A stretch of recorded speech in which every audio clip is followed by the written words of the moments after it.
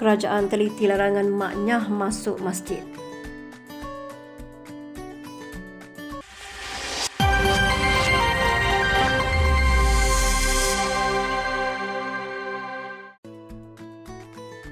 Kerajaan akan meneliti larangan golongan transgender atau maknyah ke dalam masjid untuk dilaksanakan pada peringkat wilayah persekutuan. Timbalan Menteri di Jabatan Perdana Menteri Hal Ehwal Agama, Datuk Ahmad Marzuk Syari berkata, apa yang paling penting dalam maslahah tersebut adalah kesucian masjid tidak dicemari dan peraturan itu tidak mengelirukan masyarakat. Kalau golongan transgender LGBT ni masuk ke masjid, mereka lelaki kadang mereka pakai tudung.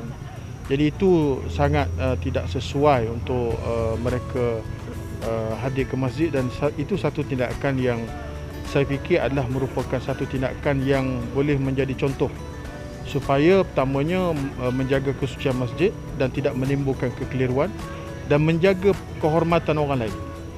Kalau orang lelaki yang berpakaian wanita masuk di sebelah muslimat, itu sudah mengganggu privasi kumpulan wanita yang ada di masjid. Kadang mereka buka tudung, mereka pakai telekung.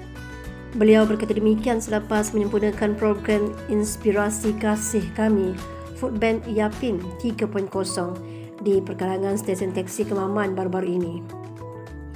Jelasnya setakat ini pihaknya tidak menerima maklumat yang serius tentang perkara tersebut dan menyifatkan apa yang dilaksanakan oleh Negeri Perlis lebih kepada langkah pencegahan terhadap isu tersebut. Kita pun sedang sentiasa memantau tentang perkara ini, dan pihak Jawi, JAKIM sendiri yang menguruskan masjid di wilayah persekutuan ini sudah pun mengambil tindakan yang sewajarnya untuk memantau kehadiran golongan ini ke masjid. Tapi kalau mereka hadir untuk taubat tu tak apalah. Kalau hadir dengan tujuan lain tu memang tak patut. InsyaAllah akan kita teliti untuk kita laksanakan di peringkat wilayah persekutuan. Saya bercakap dalam konteks wilayah persekutuan, itu bidang kuasa kita. Adapun negeri-negeri itu terpulang kepada pihak berkuasa agama negeri masing-masing.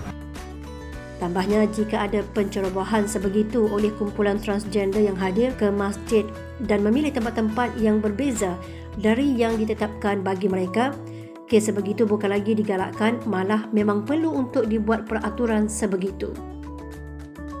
Terdahulu berdasarkan mesyuarat Jawatankuasa Fatwa Negeri Perlis kali ke-53 2021 pada 23 dan 24 Jun lalu, Negeri Perlis melarang golongan transgender memasuki masjid dalam keadaan kecelaruan jantina.